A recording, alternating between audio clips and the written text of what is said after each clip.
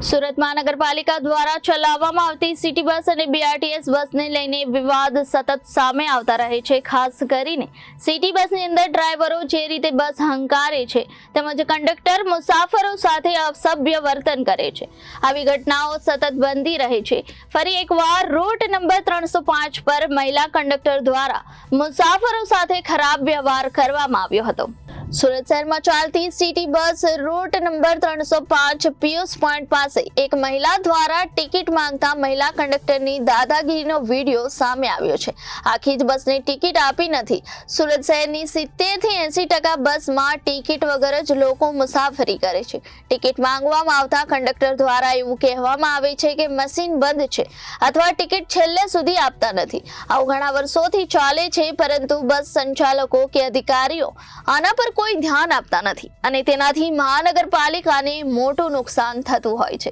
City બસની મહિલા કંડક્ટરે પહેલા તો બસમાં એક મહિલા મુસાફર સાથે માથાકૂટ શરૂ કરી હતી। ટિકિટ બાબતે શરૂ થયેલી માથાકૂટમાં તેણે વધુ ઉગ્ર થઈને મહિલા સાથે વ્યવહાર કરતા આસપાસના મુસાફરો પણ ગુસ્સે થઈ ગયા હતા અને કહ્યું હતું કે મહિલા મુસાફર જે વાત કરી રહી છે તે સાચું છે, કારણ કે તમે બસમાં કોઈને ટિકિટ આપી નથી રહ્યા અને ફક્ત રૂપિયા લઈ રહ્યા છો।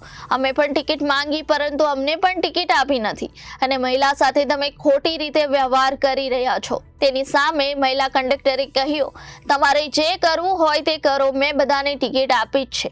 ત્યારે બધા મુસાફરો એક સુરમાં કહ્યું કે મહિલા કંડક્ટરે કોઈને ટિકિટ આપી નથી। મહિલા કંડક્ટર દ્વારા ટિકિટ આપી ન હોવાની કબૂલાત અન્ય મુસાફરોએ પણ કરી હતી।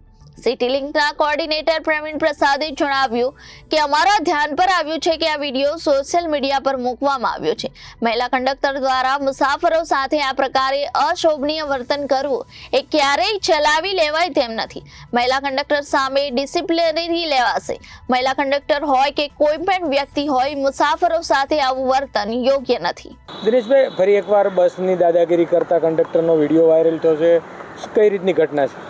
સુરત મહાનગરપાલિકા સિટી લિંક દ્વારા સિટી બસો જે ચલાવવામાં આવી રહી છે એમાં ઘણી બસોમાં મહિલા કંડક્ટરો છે, પુરુષ કંડક્ટરો પણ છે, પરંતુ આજે જે વિડીયો વાયરલ થયો છે એમાં એક મહિલા કંડક્ટર હતી અને એક મહિલા દ્વારા જ્યારે ટિકિટ માગવામાં આવી ત્યારે એમને ટિકિટ નહીં આપી અને એમને અભદ્ર વર્તન કરી, ગાળાગાળી કરી અને એ મહિલાને ડરાવવામાં ક્યાંક ને ક્યાંક આવી રહી હતી। અને જ્યારે એ મહિલા દ્વારા વિડીયો ઉતારવામાં આવ્યો અને જ્યારે પેસેન્જરો પાસે બી લાઈવ કરવામાં આવ્યું ત્યારે જોયું તો કે ભાઈ કોઈને ટિકિટ આપી નહીં હતી। તો આ મહિલા એક પણ જણને ટિકિટ નહીં આપી હતી, ઉપરથી જે ટિકિટ માગતા હતા એમની સાથે પણ દાદાગીરી કરી અને એમને પણ ટિકિટ નહીં આપવા માગતા હતા। આવું સુરત મહાનગરપાલિકામાં ઘણા વર્ષોથી ચાલી રહ્યું છે। અનેક વાર આવા વિડીયો બહાર આવ્યા છે, પરંતુ મહાનગરપાલિકા દ્વારા જે એક્શન લેવાવી જોઈએ, સારા કંડક્ટરોની ભરતી કરવી જોઈએ, સારા ડ્રાઈવરોની ભરતી કરવી જોઈએ, ક્વોલિફિકેશનવાળા માણસો લેવા જોઈએ, મહાનગરપાલિકાને નુકસાન કઈ રીતે ન થાય એ તરફ વિચારવું જોઈએ। આજે આવી દાદાગીરી કરી અને મહિલા સાબિત શું કરવા માગે છે? સુરત શહેરના લોકોને જ્યારે બસમાં મુસાફરી કરતા હોય ત્યારે એક ડર ઊભો કરી અને લોકો ટિકિટ ન માગે એ તરફનો ડર ઊભો કરતા આ કંડક્ટરોને ઘરે બેસાડી દેવા જોઈએ એવી અમારી માંગણી છે। Reporter Arvind Rathod, Janadesh news, Surat.